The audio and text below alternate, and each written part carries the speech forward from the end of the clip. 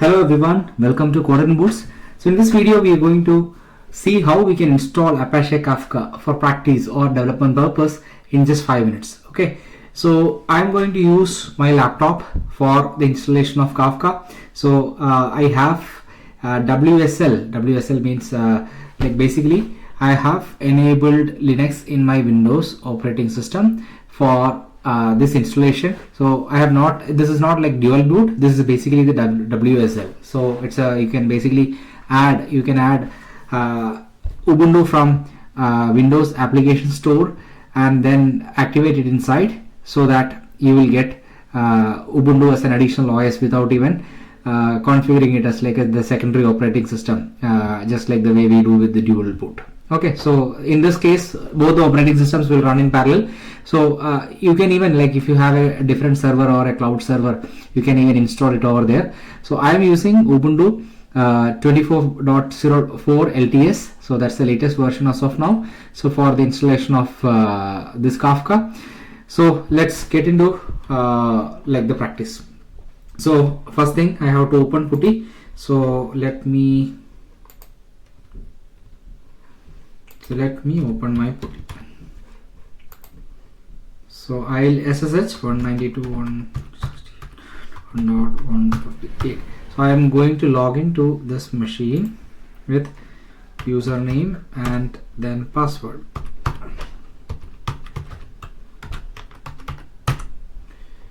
Okay, so it's logged in. I'm going to change the settings. I am going to increase the font size. I am going to increase the font size to something large. Okay, that is like 14. Okay, I hope the screen is visible. So now first thing we need to do is basically we need to get the installable from Apache Kafka website. Okay, so just do search for Apache Kafka. So you will see this download link. Okay, so click on the downloads page, and then what you will see like the various versions available from Apache. So here I am going to download the Kafka. So you have to go to the binary downloads, and from there, so there are different options. Okay, one is you can run Kafka as a Docker container, but here I am not going to use Kafka as a Docker container. I am going to use the binary for installing. Okay, so I am going to copy this linked address. Then here I am going to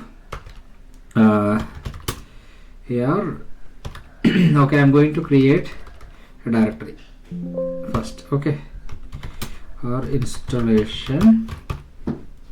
Okay, so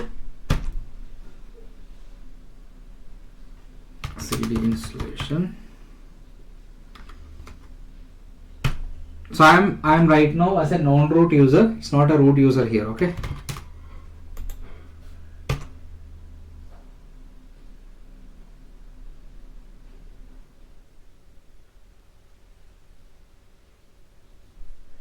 okay, so if you see, it's getting downloaded.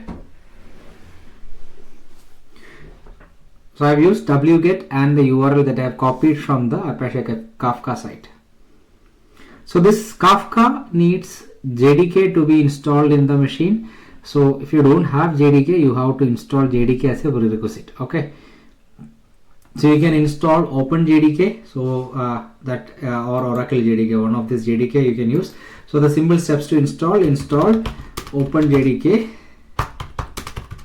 Ubuntu. You just search it, so it will show you how to install. It is basically apt-get install OpenJDK, default OpenJDK. Okay, so that is what I mean. Let me see where it is. Yeah,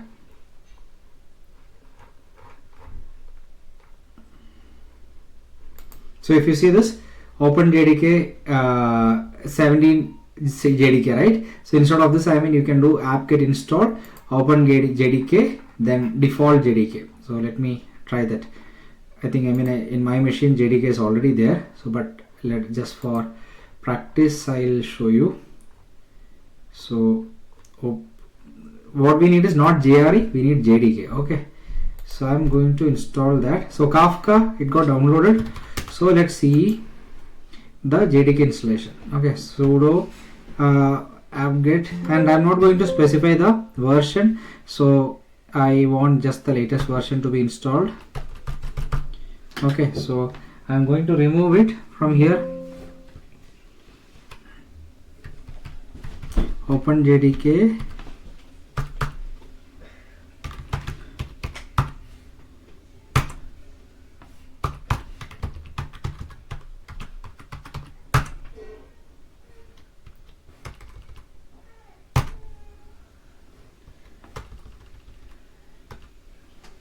open JDK.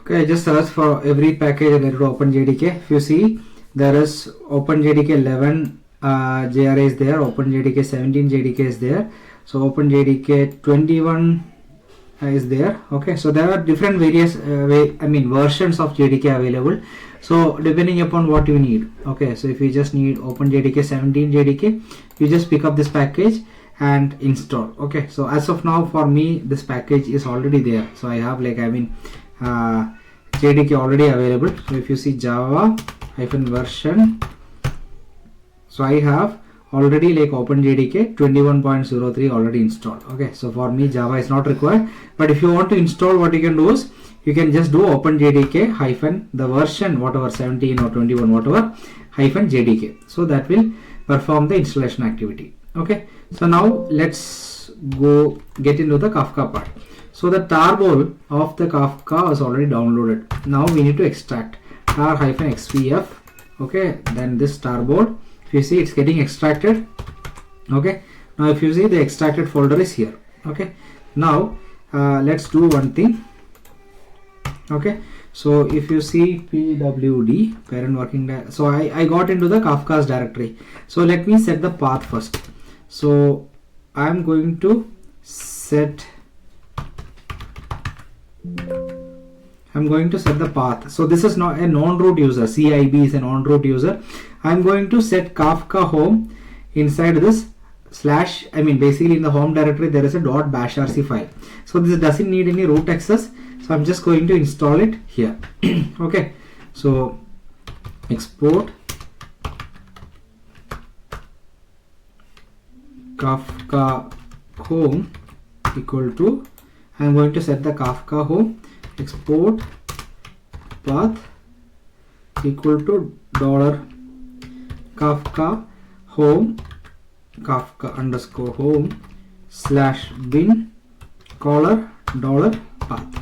Okay, so basically then what will happen, whatever is there inside the bin of Kafka gets added to the path as well. Okay, so this is a user specific configuration. That means this variable, if you see, it's basically configured in /home/ the specific username /.bashrc. It's configured at user level, so it won't affect any system related path. Okay, so if I do source then .bashrc, so what will happen? So now if I type echo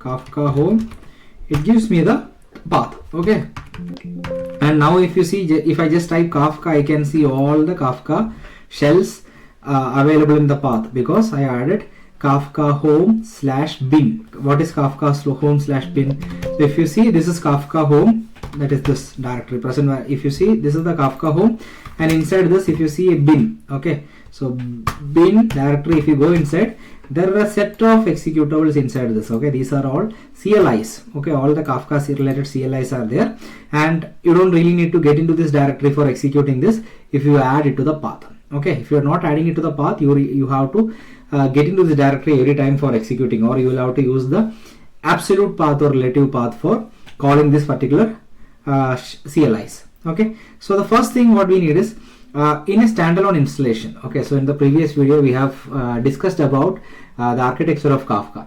So in Kafka architecture we have it needs a separate service called Zookeeper, okay, for the coordination, for the metadata management. So in this case, as we are going to install a standalone Kafka, so we are going to run Zookeeper. There is an embedded Zookeeper available within this Kafka itself. Okay, so but the point to be noted is this is not a production grade installation. It's only for the development purpose. Let's say you are developing a piece of code or you wanted to do some practice on Kafka. So you don't really need to rely or dependent on a Kafka cluster. For all your practice, you can just run Kafka in your laptop. Okay, so for that purpose, I am showing this. So for that, what we can do is, there is an embedded Zookeeper which is available within the Kafka bundle itself. Okay, so we can use that Zookeeper for our practice. Okay, so I am going to start the Zookeeper first, because before starting the Kafka, we need the Zookeeper to be available up and running. Okay, so what I will do is, I'll need basically some set of services to be running in the background. So for that, I'll use something called screen. Okay, because these are all CLIs, right? So how will I run it in the background? I need to basically run it in the screen. So I'm going to run okay, so let's say I am going to run start Zookeeper, right? I'm going to start a screen. So let's see whether we have screen or not. Screen is not installed. Okay, so first thing, I'll have to install screen. Sudo apt-get install screen. Okay, so for all these apt install commands, you need internet connection. So ensure your laptop is connected to the internet.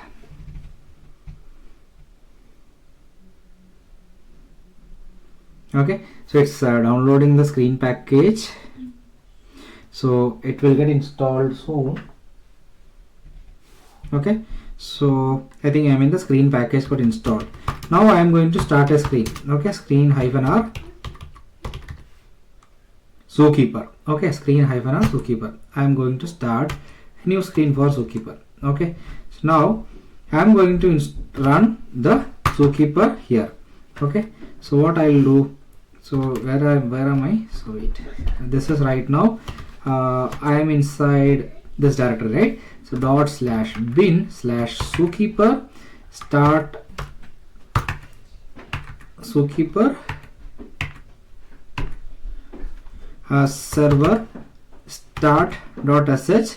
Then I need to specify the Zookeeper config, right? So that is what config. We have a configuration directory here. Okay, so before starting the Zookeeper, let's see what's there in the configuration directory. So cd config, if you see, there are a set of properties. Okay, so you can adjust all these properties for changing the behavior of so basically the server.properties, it tells us the behavior of all the Kafka server. So basically Kafka broker related configurations are present here. So if you see inside this, the reference to the Zookeeper, everything is mentioned here. So there will be something called Zookeeper somewhere here, and if you see this Zookeeper, by default it is trying to point to localhost, but let's say if you are trying to connect to a Zookeeper cluster, you need to modify this to the URL of the Zookeeper cluster. Okay, so you can basically, it's usually like a quorum of Zookeepers, right? So just like this configuration, you can specify comma separated Zookeeper nodes. Okay, so here I am going to connect to the local host, right? So that's why it will say, check for a local Zookeeper. So that's why before starting this, before starting the process, we need to run the Zookeeper first. Okay, similarly there is another configuration, that is Zookeeper.properties. Okay, if you see this, it has the Zookeeper specific configuration, that is what's the max limit, right? Max number of client connections, right? Then what's the admin server port, what's the data directory. In a production grade installation, we need this data directory configured to some other stable directory. Stable directory means, if you see in /temp/Zookeeper, so it's a temp directory, right? So data saved to this TMP is not going to get persisted for a long time. It will get cleared after some time. So you have to be careful. But right now I am doing this for just for demonstration purpose. That's why I'm not worried about this configuration. Okay, so I'm going to start right now. So what I'll do, I need ./bin/Zookeeper server start.sh config, then Zookeeper.properties. Okay, let's see what happens.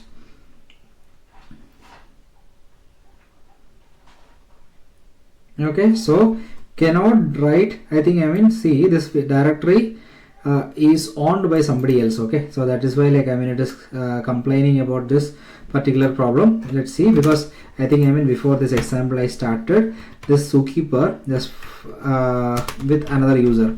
That's why it is complaining about the Zookeeper. Okay, let's see.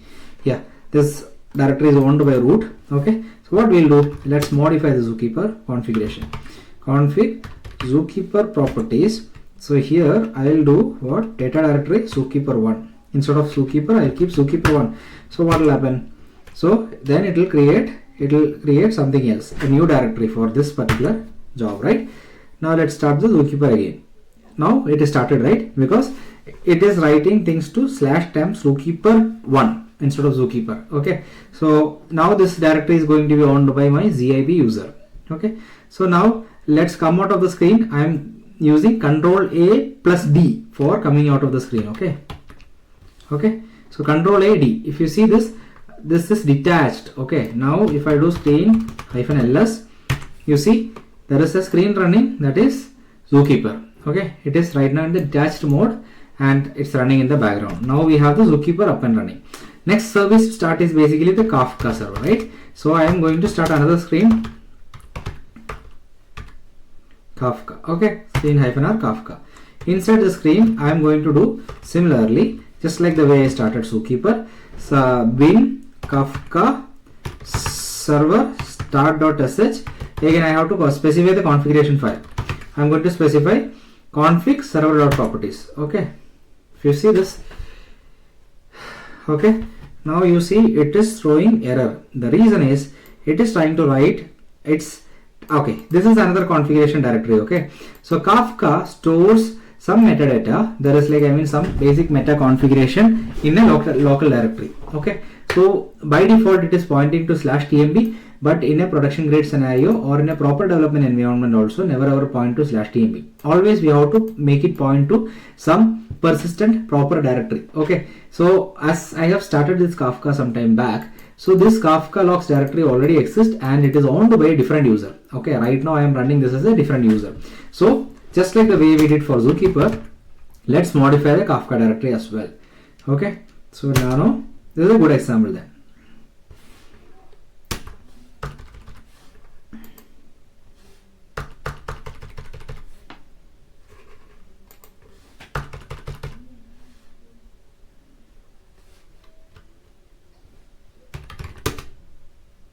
No, okay, so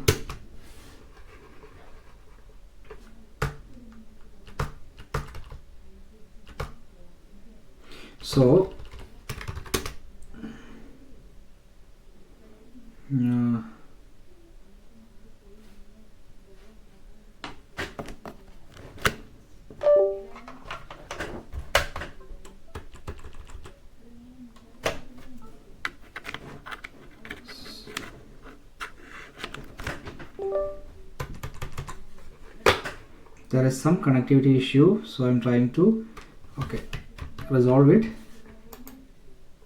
Okay, I think it is gone. Okay, so yeah, now nano config /server dot this, or let me restart the session. Okay, so cid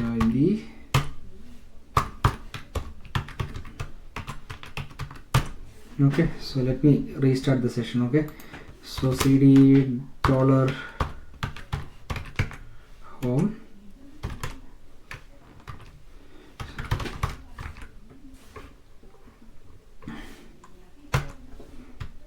So in this configuration file there will be Kafka data directory. Okay, let's see where is the Kafka data directory present. Okay, this one, Kafka logs. I am going to change it to Kafka logs 01. Okay, so this will create a unique directory, right? Now let's start bin Kafka server start.sh config server.properties. Let's see what happens. Okay, now you see it got started without any issues. You see, awaiting socket connections on 9092. So Kafka by default, the Kafka broker runs on the port 9092. So if you want to connect to the Kafka broker, use this default part. You can change all these configurations by modifying these entries in the configuration file. Okay, so but by default it runs in this one. Okay, and if you see the broker ID, it's a 0 for this particular guy because this is the first broker. Okay, so and this broker IDs are stored in the Zookeeper. Okay, so if you basically go into the Zookeeper CLI, you will be able to see this. Okay, Zookeeper, let's see whether we can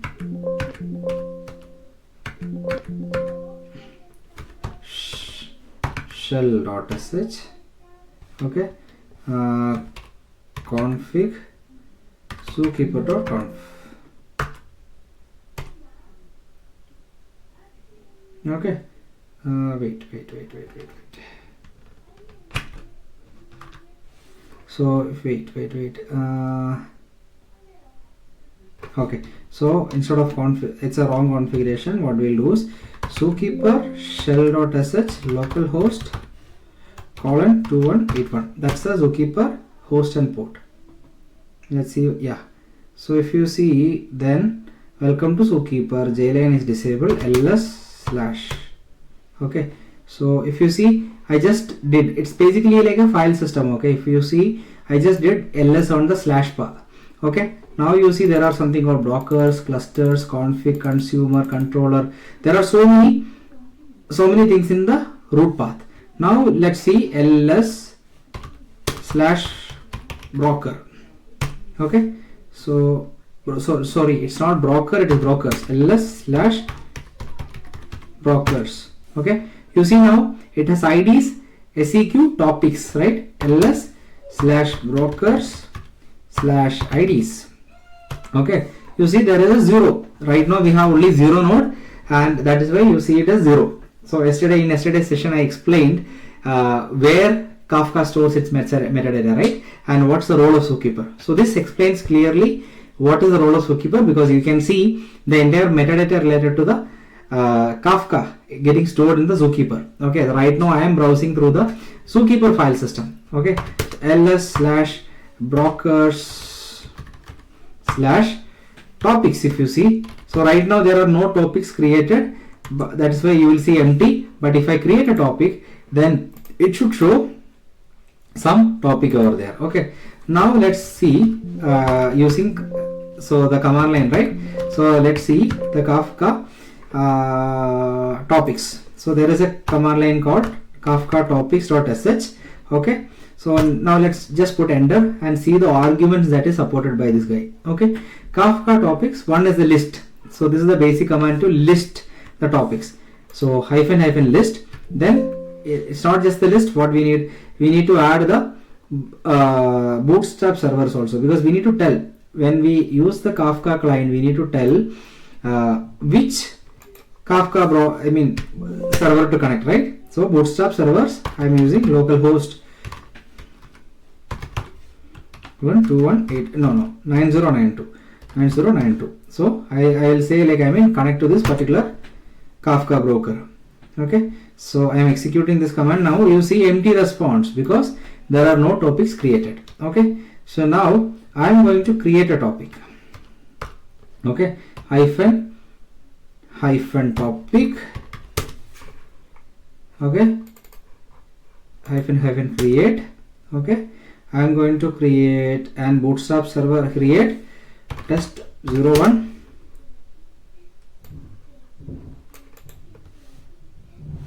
and the bootstrap server. Okay, sorry, there is something wrong. Okay, in the command, what is wrong? It is saying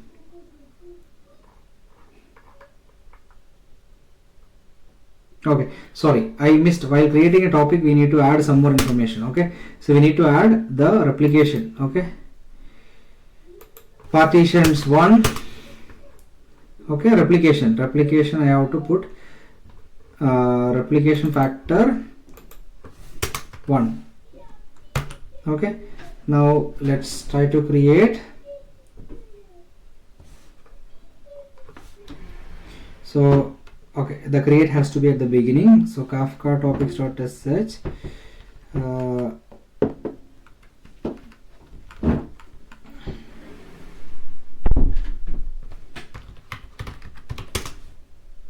create topic, and the topic name,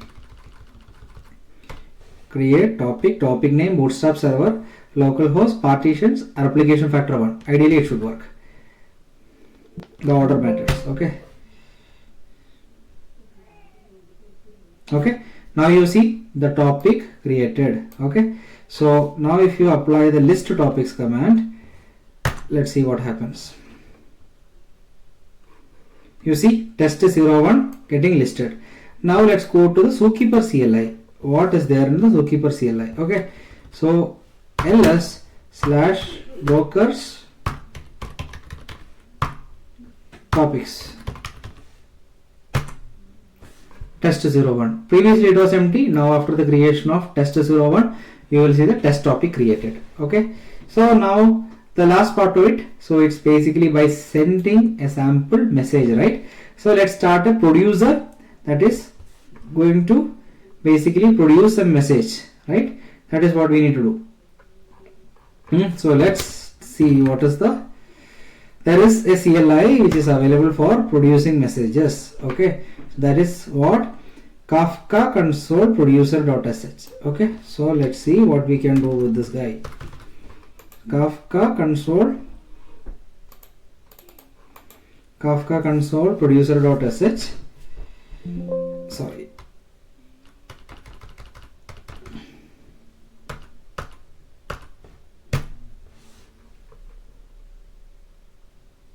Okay, so it needs a couple of arguments. One is the topic it needs, then second it needs producer config it needs. Okay, third it needs what, like there are, see, bootstrap server, it's again a mandatory one. Okay, so then broker list, previously this was like the previous configuration instead of the bootstrap server, now it is bootstrap server. Okay, so there are some compression codec, so many other things. Okay, so but what we'll use is basically the default configuration. So hyphen topic, we will use the topic that we created, test01. Okay, then hyphen bootstrap server,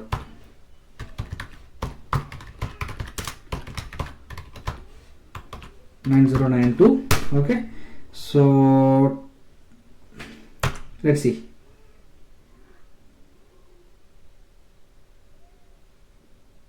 So I'm going to type some message, hello.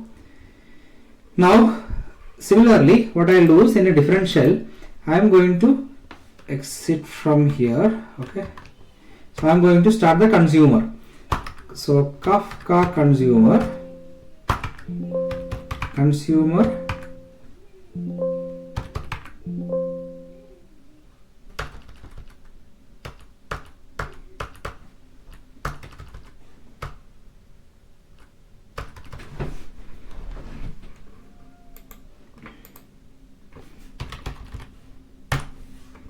okay, let me open the Kafka consumer in the other shell.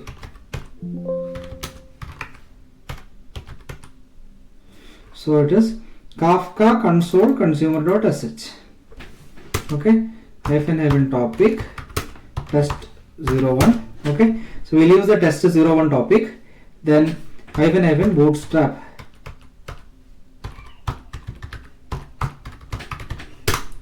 So we'll use the local Kafka server, okay, localhost :9092.